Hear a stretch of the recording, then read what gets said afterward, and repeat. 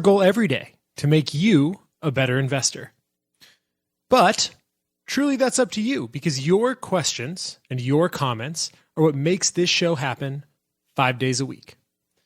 Now, before we start to pursue that goal today, the moment we've been teasing has finally arrived. We are thrilled to announce the inaugural debut of the InvestTalk March Madness contest. Instead of basketball brackets, we're pitting companies head-to-head in an epic showdown of market prowess. Participants will navigate through the market's ups and downs, all competing for the grand prize of $1,000. So if you're ready to test your skills in this unique competition, don't wait. It's free to join the fun. Visit investtalk.com right now to enter and secure your chance to win big.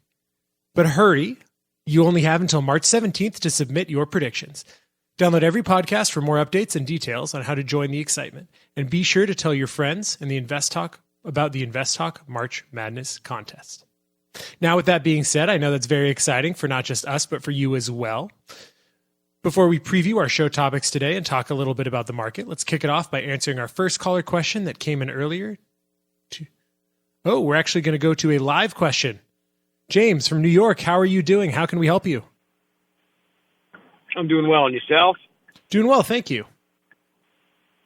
So I was thinking about maybe getting some exposure to the electric vehicle space, and I thought after this week, Li Auto posting some positive earnings, I was wondering how that might be for a long-term investment. Do you think there's a lot of long-term major growth there? You know, it's difficult because electric vehicles are incredibly expensive and intensive to produce. The materials are expensive to gather. There are supply shortages, and really the demand isn't there. That's something we've been talking about for quite some time. You see it with a lot of companies like rental car companies, for example, bought a bunch of electric vehicles. Now they're flooding the market with them because nobody wants to have to charge their vehicle when they're on vacation. And so the demand just doesn't seem to be there. You know, I saw something Elon Musk said the other day, which is the natural state of a car company is dead, which is true. It's an incredibly difficult business to be in. And a lot of the ones now, with Tesla being the exception, aren't even making money. So given the dynamics of not just what goes into the supply chain dynamics of creating these cars, and the fact that most of these businesses aren't profitable and people aren't even demanding them on the consumer end, I just don't think right now is a good time to get into electric vehicles. There's a lot that has to happen to make it more accessible and cheaper before it seems that it can be writ large a profitable business. Thanks for the call. Now, we got a lot of ground to cover in the next 45 minutes or so. Here's some of what I have planned, time permitting. Our main focus point today is about China, Japan, and the Fed, and how they are shaking up the $26 trillion U.S. Treasury market. Buyers of U.S. Treasuries have been changing, and the shift could have broad implications to the U.S. economy. Also, banks. Regional banks are back in the news, and there seem to be some signs of trouble. We'll talk a little bit about one bank whose shares fell 26% today. Also, on the corporate governance side, activist investing is no longer just a tactic from the hedge fund sharks. It has migrated from hedge funds and corporate raiders to unions. So how have these unions been using the tactics of activist investors, and what can that do for companies going forward? And should we have time at the end of the show, we'll talk a little bit about some fun research on trends and how when you become aware of them and when they're named, think FANG or the Mag 7, when is the best time to put your money into them? So we'll talk a little bit about that later on as well. And we have some caller questions in our voice bank ready to play, including one from a young investor who wants some advice, and one on HTGC, Hercules Capital Incorporated. And of course, throughout the show, as we just heard, we take live calls, so please feel free to call anytime over the next hour, or really any time of day, 7 days a week, 888-99-CHART. Now let's talk a little bit about the market today. Equities finished pretty significantly up. The S&P 500 was up about 80 basis points. And really that's capping off what happened on Thursday, which was the fourth straight month of gains. The S&P 500 is up 16 of the last 18 weeks. Pretty significant considering that's the first time that's happened in 50 years. Tech primarily still being the main driver. Hardware semis did pretty well today as well on the back of some, frankly, stellar earnings coming out of Dell. Energy, precious metals were also good outperformers today. Treasuries, something we'll be talking about as our main focus point today, rallied after some softer U.S. data on the back of, frankly, some hotter CPI and PPI data earlier in the month, as well as some Fed balance sheet comments. Gold ended up 2%, with crude oil settling down about 2% after touching settling up about 2% after touching the $80 mark for the first time since November. All the upside, generally, it appears, kind of came from, or rather in spite of, the hawkish repricing of Fed pivot expectations. You'll remember at the beginning of the year and at the end of last year, a lot of people said that there was going to be 6 cuts. We didn't believe that. That seemed like far too many cuts. We also didn't believe that it was going to happen in March. And now over the past month, what you've seen is that repricing. People think maybe come summer, we can see some Fed cuts. And certainly expectations are now falling in line with what the Fed dot plot has been saying. Let's see what else happened today on the economic front. ISM manufacturing slightly missed, and new orders fell back into contraction territory, and Michigan consumer sentiment was revised lower in its final reading. One thing that I want to start doing, should I be with you on these Fridays going forward, is kind of talk about the bullish and the bearish narratives from that week, just to give you a good understanding of both sides of the argument. And from a bullish perspective, January core PCE inflation in line with expectations. That's great on the back of, like I said, hotter CPI and PPI prints. The Friday bond rally was a result of softer data suggesting that the Fed could start to pivot soon, not just from an interest rate front, but also from a quantitative tightening front. Tech momentum seems to be here to stay, and AI proliferation is a secular growth theme that somewhat seems to be broadening. Earnings season largely done, but strategists are pointing out that about 7% of the S&P 500 aggregate earnings beat for Q4, mostly concentrated, but still something to consider. And more sell-side strategists are taking the S&P 500 price targets higher, certainly good for the bull case. But things aren't all good. Core PCE inflation still rose at the fastest pace in nearly a year. There's still stretched positioning, specifically in tech. And like I mentioned, ISM manufacturing is contracting for the 16th straight month. And along with those Q4 earnings, you saw some, frankly, lackluster Q1 outlook, with the lowest proportion of positive guidance since the second quarter of 2022. On top of that, from a macro perspective, you have a difficult regulatory backdrop with an FTC and DOJ that has some pretty significant antitrust suits ahead and a ramping up in national debt, which could pull down the broader economy and soak up some liquidity should the Treasury need to continue to issue record levels of debt. So it's important, like I said, to keep the positives and the negatives in mind so that you can be a better investor and be more informed in terms of how you want to allocate your capital. Now we're going to do a quick break. Please remember that you can call anytime and leave your questions on the InvestTalk voice bank. If you're listening via our live stream or AM 1220 radio in the Silicon Valley area, call now at 888-99-CHART. InvestTalk callers make each podcast unique. I was calling about Intel, if it's worth holding on to or should I sell it? Their questions are curious. Hello, I had saved up around $80,000 and I was wondering what I should do to make it grow. Careful. I'm just wondering, is this a value trap? Because it looks like it's gone down quite a bit. Concerned. It's taken quite the tumble today. I've been trying to get out of this position for a while. I think I waited too long. And clever. It does seem to be situated in some areas of expanding population. And Justin Klein, Steve Peasley, and now Luke Guerrero are always ready with their unbiased answers. And this looks like a classic example of chasing yield. Don't chase the yield. Next 12 months price to earnings is around 30. I just don't see it at this price. Don't forget to call InvestTalk 888-99-CHART.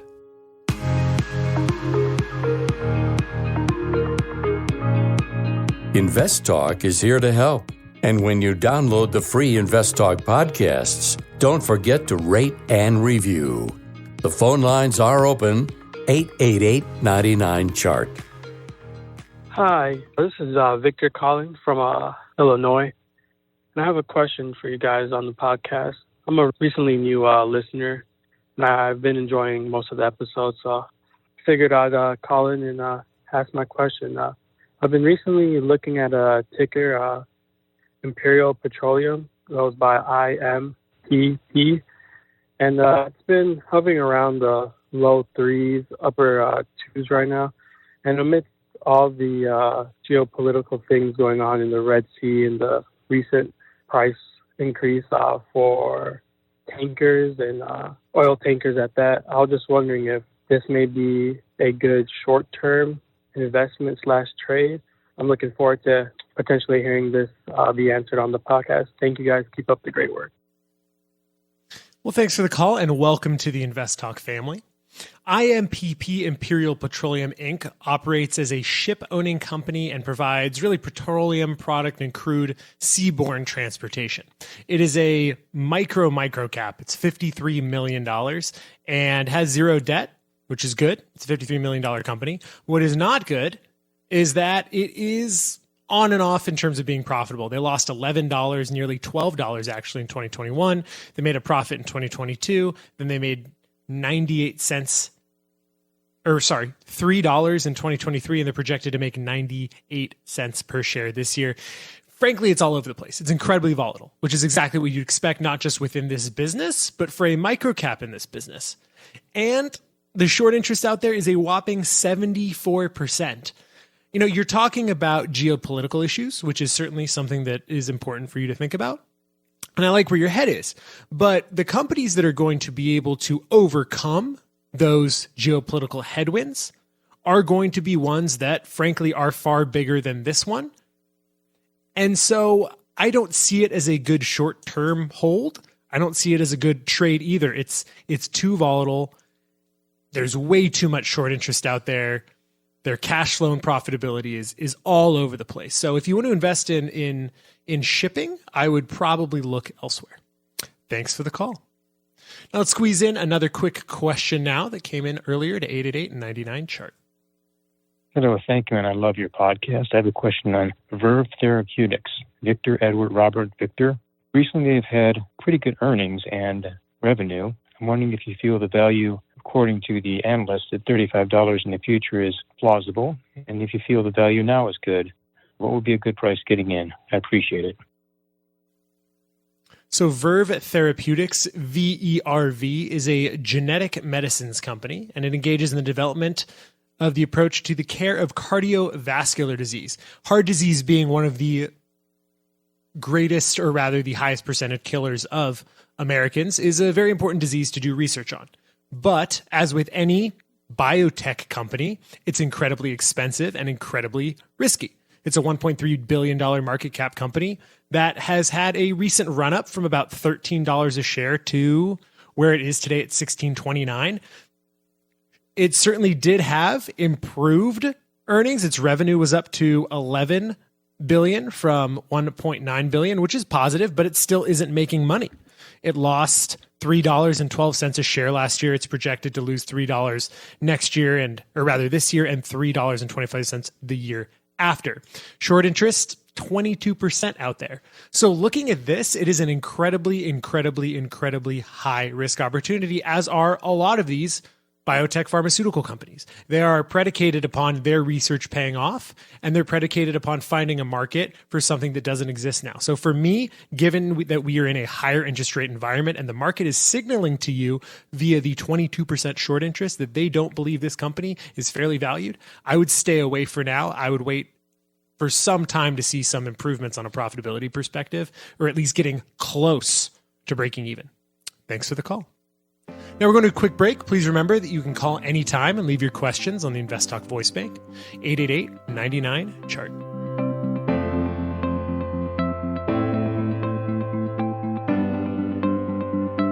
Just wondering what your thoughts are on all the Robinhood trading and the Red Hat boards. Got a question for Steve or Justin? Now is a good time to call InvestTalk.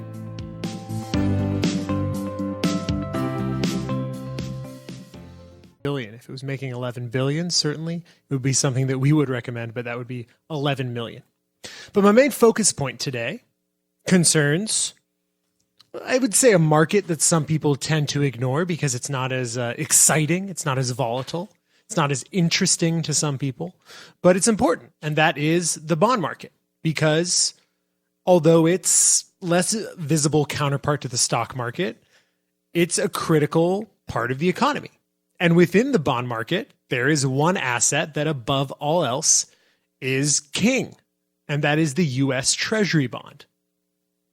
Now, recently, there's been a shift in the perception of the U.S. Treasury market, where most people kind of thought of it as a market for the Fed to participate or foreigners who are looking to hedge against their own currency risk.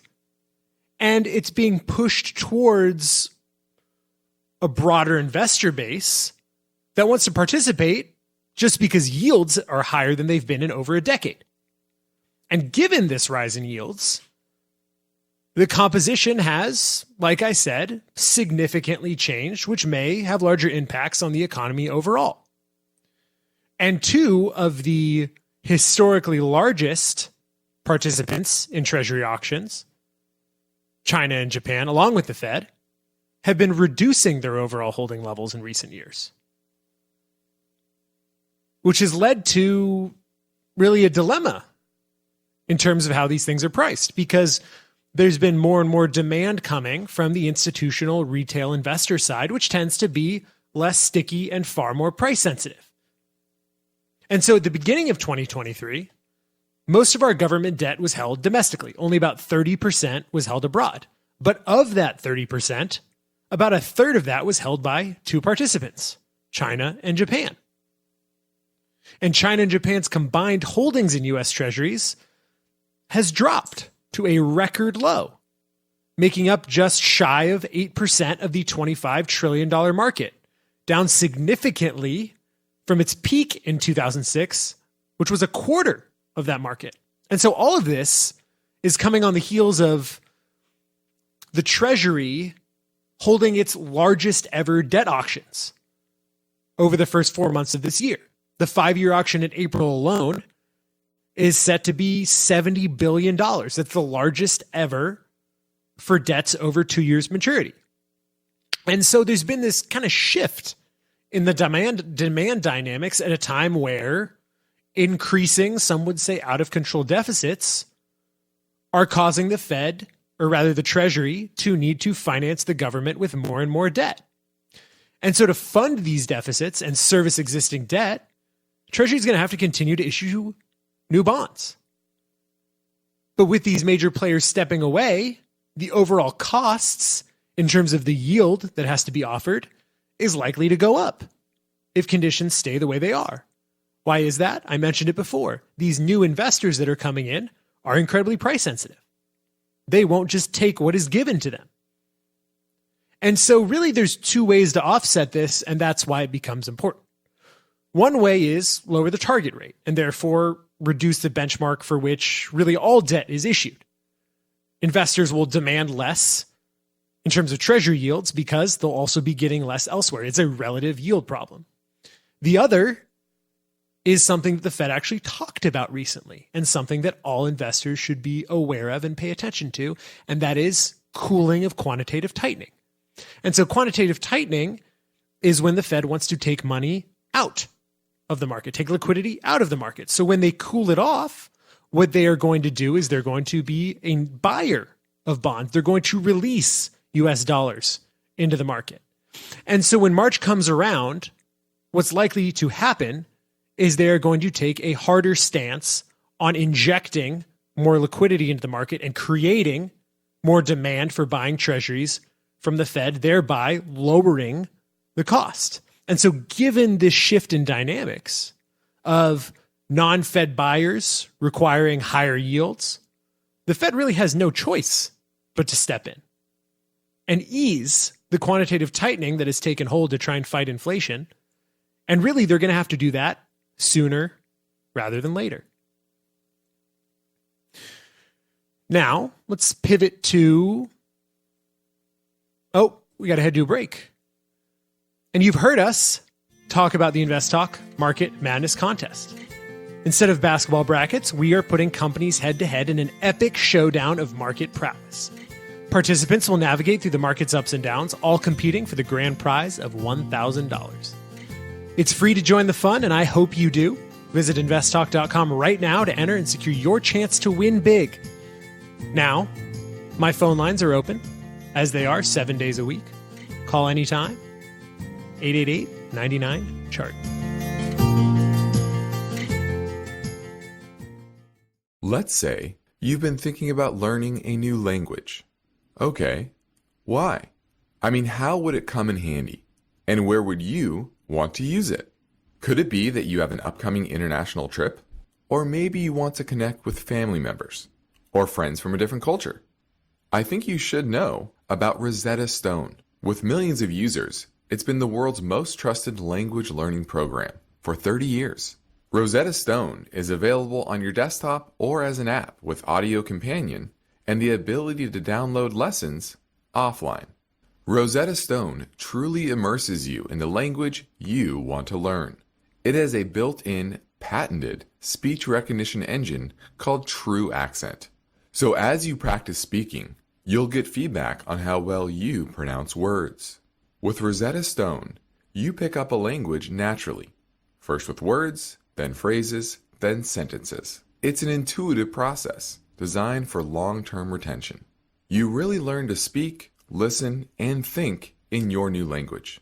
Rosetta Stone is an amazing value, so your special skill set is within easy reach.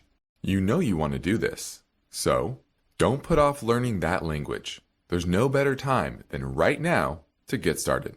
For a very limited time, InvestTalk listeners can get Rosetta Stone's lifetime membership for 50% off. Visit rosettastone.com/today. That's 50% off unlimited access to 25 language courses for the rest of your life. Redeem your 50% off now at rosettastone.com/today.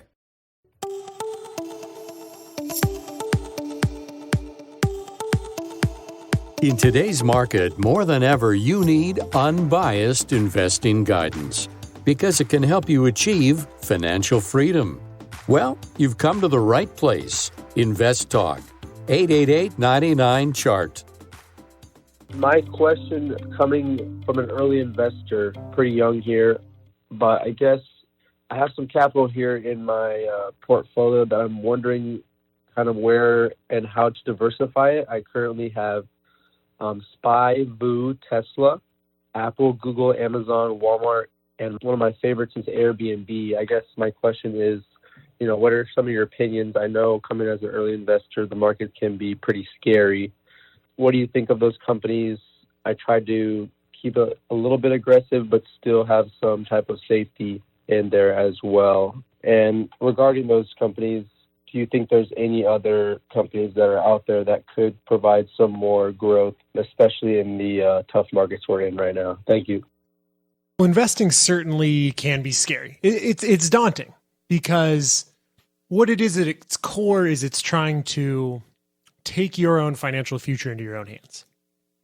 And so in that pursuit, it's important to, one, know what you're doing, and two, be disciplined.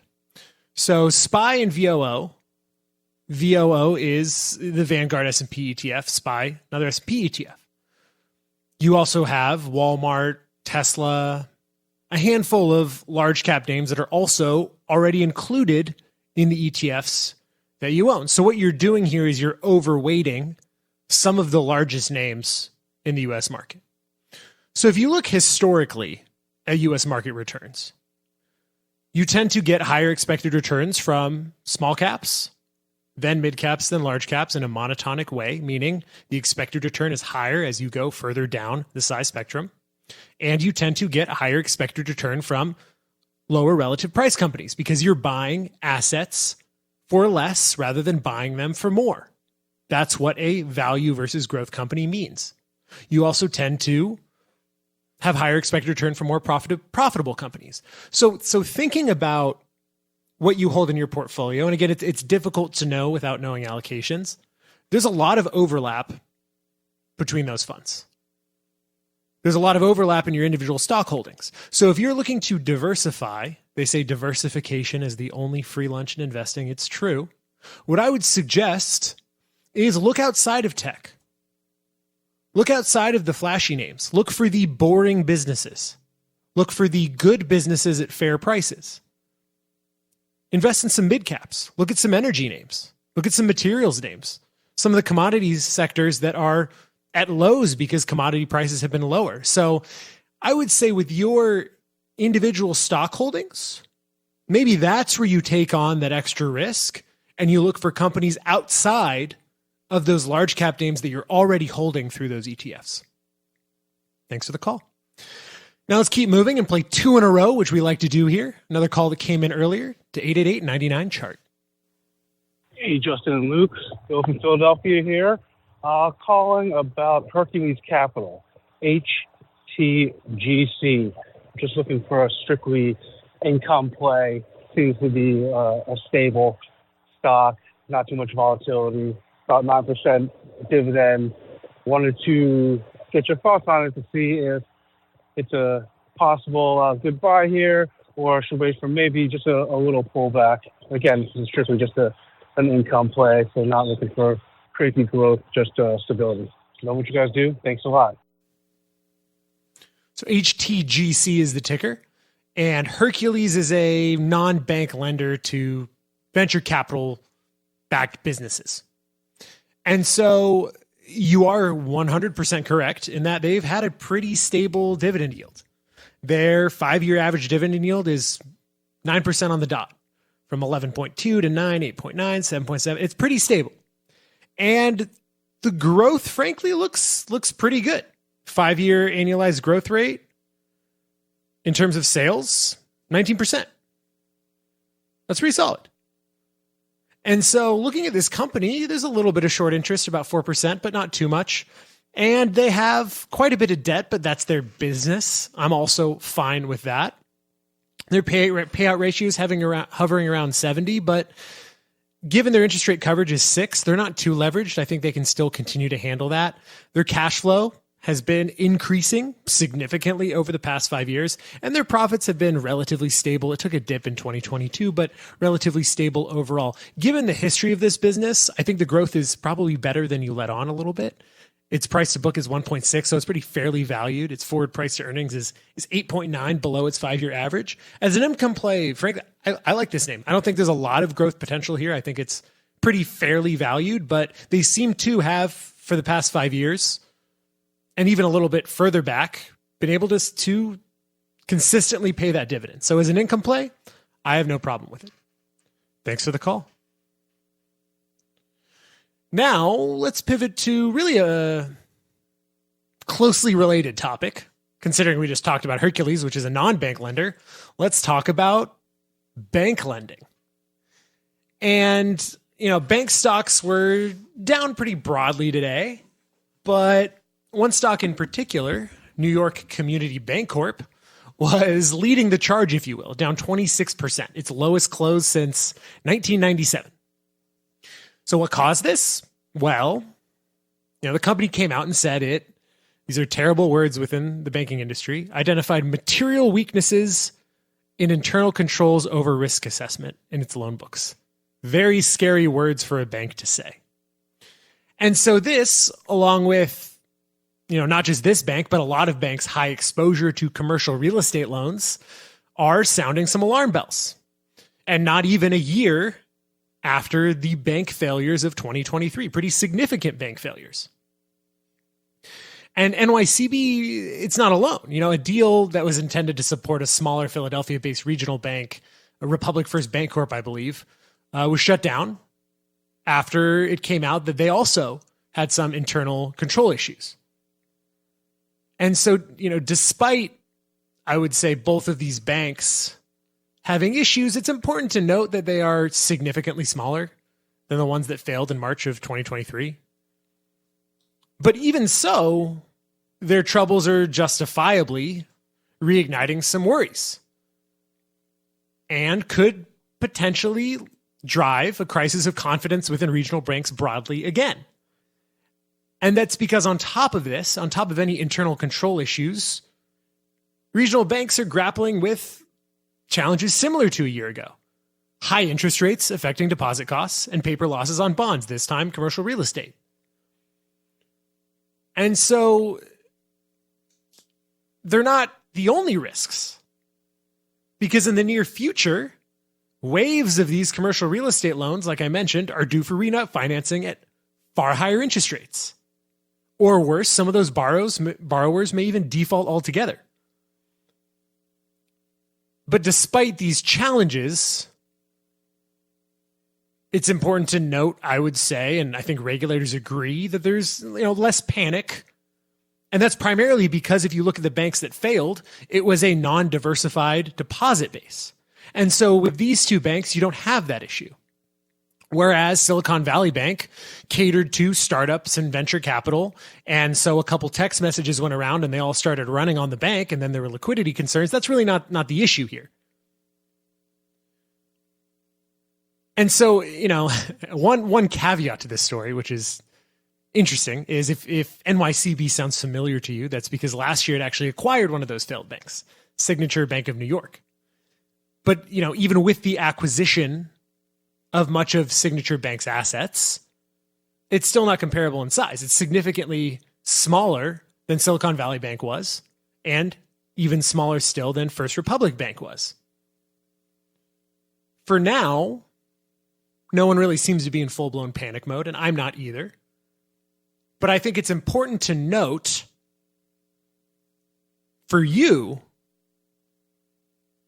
the effects that these, quote, failures of risk controls can have in the first step towards causing systematic issues that do drag down the economy. And so going forward, I imagine some federal banking regulators are going to have an interesting week next week and make some calls. But either way, we like to bring you informative stories, but also we want to temper panic. So when you see regional banks are down 25% in one day again, it's important to measure your expectations and realize it's an issue, but it's a far different one. Now let's fit in another InvestTalk caller question. You know the number, 888-99-CHART. Good day, Justin and Luke. Prayers for Steve. Chuck from Clayton. Got a question about Ambev, symbol ABEV, Adam Boy Edward Victor. It's that Budweiser company. I've held it for quite a while, looking at kind of stagnant. Its earnings were downgraded, but it looks like it's going to earn a couple cents a share over the next couple of years. What are your thoughts on it? Hold it? Get rid of it? Let me know. Be listening on the show. Thank you. ABEV, that Budweiser company, engages in the production, distribution, and sale of beer products, soft drinks, non-alcoholic products as well. And, they were strong at one point relative to the S&P, but their relative strength has gone down pretty precipitously over the past couple years. Their profitability is pretty flat, which if a company falls in terms of relative strength as much as this one has, it's year-to-date change, 11%. It's 52-week change. It's only down 4%, but the rest of the market is up pretty significantly. And so with the profitability being pretty stable and the cash flow being pretty stable, I would probably be more willing to hold on to this name for longer. I mean, look at their earnings. 2019, 2020, 2021, 19 cents, 19 cents, 14. The next 2 years, 15 cents, 18 cents. This year, 18 cents. Next year, 20 cents. If you look at it from a relative valuation perspective, its price to book's about 2. It's well below its average. Its price to earnings is about 13. That's about on par with its average. I don't see any real issues. I mean, sales have been stagnant, but earnings have been stable. Their debt levels, minimal. $700 million on a $40 billion company. I don't see any reason to sell it. I think this seems like a pretty undervalued price for it, frankly. So I would still hold on to it. There seems to be a trend that isn't breaking. Let's take a look at this chart real quick. It takes a second to load, so I apologize for the pause. But yeah, I'm not seeing anything that looks too horrendous from a technical perspective. It seems to me that certainly at least over the past 4 years, like you said, it's been stagnant, but there's some pretty strong support here. If it starts to break that support, I would probably consider maybe trimming it down. But fundamentally speaking, I don't see anything wrong with holding on to this company. Thanks for the call. Now, being that it's Friday, we like to make time to fit in as much as we can a quick rundown of key benchmark numbers. So why don't we start? The 2-year Treasury yield is at 4.538%. For perspective, that's up about 0.1%, really almost 0.2 from last week. When it was 4.685 2 weeks ago, it was an even 466. 16 weeks back, it was over 5 at 5.05. And 101 weeks ago, remember, a different world, it was 1.961. The 10-year yield was at 4.186 today. Last week, it was a little bit higher at 4.258. 7 weeks, it was really lower at 3.963. And 77 weeks ago, 2.83. Gold was priced at 2,083 per ounce. Last week, it was at 2,036. 5 weeks ago, 2018. 16 weeks ago, it was at 1935. And 105 weeks ago, it was at 1806. It's been pretty stable over the past couple weeks. Silver today was at 23.16 per ounce. Last week, it was at 22.95. 5 weeks ago, it was at 22.80. 82 weeks ago, it was 1864. And 100 weeks ago, it was at 23.94. Oil was selling for $79.79 per barrel today, touching, like I mentioned, $80 for the first time in quite some time. Last week, it was $76.59. 5 weeks ago, it was $78.04. 20 weeks ago, it was $87.44.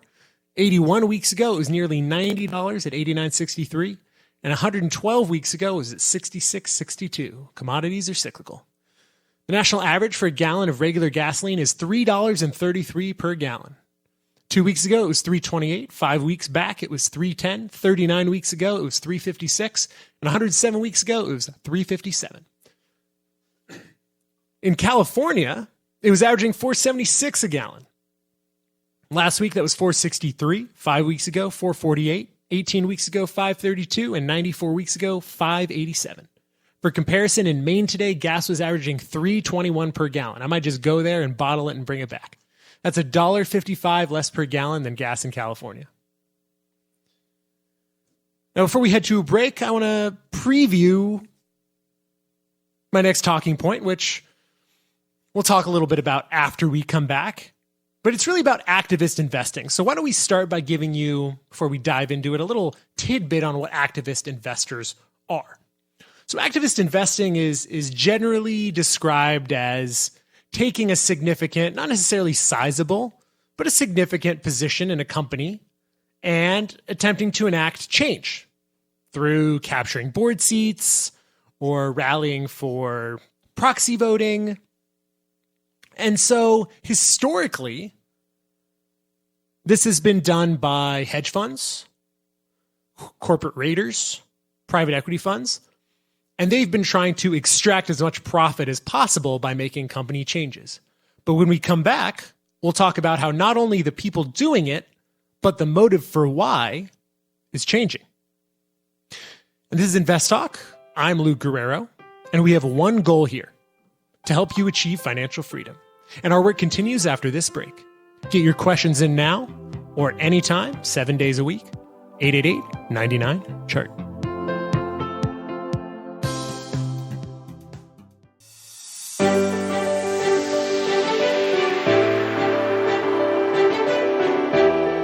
For investors, the goal of achieving financial freedom requires unbiased information, strategic planning, and determination.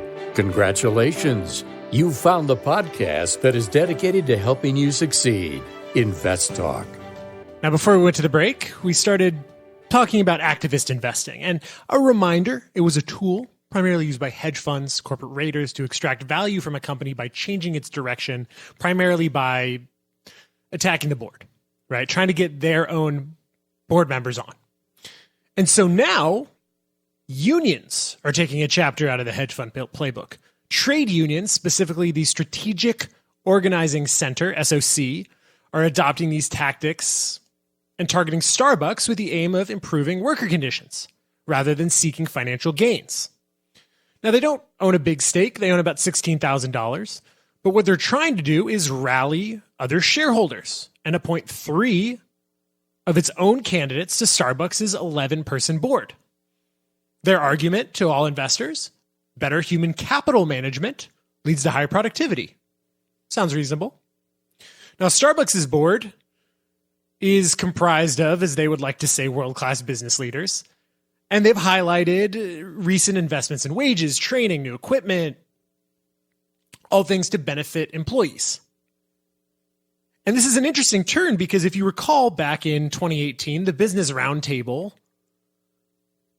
embraced stakeholder capitalism, thinking not just about shareholders, but all the people that are involved with a company, its stakeholders.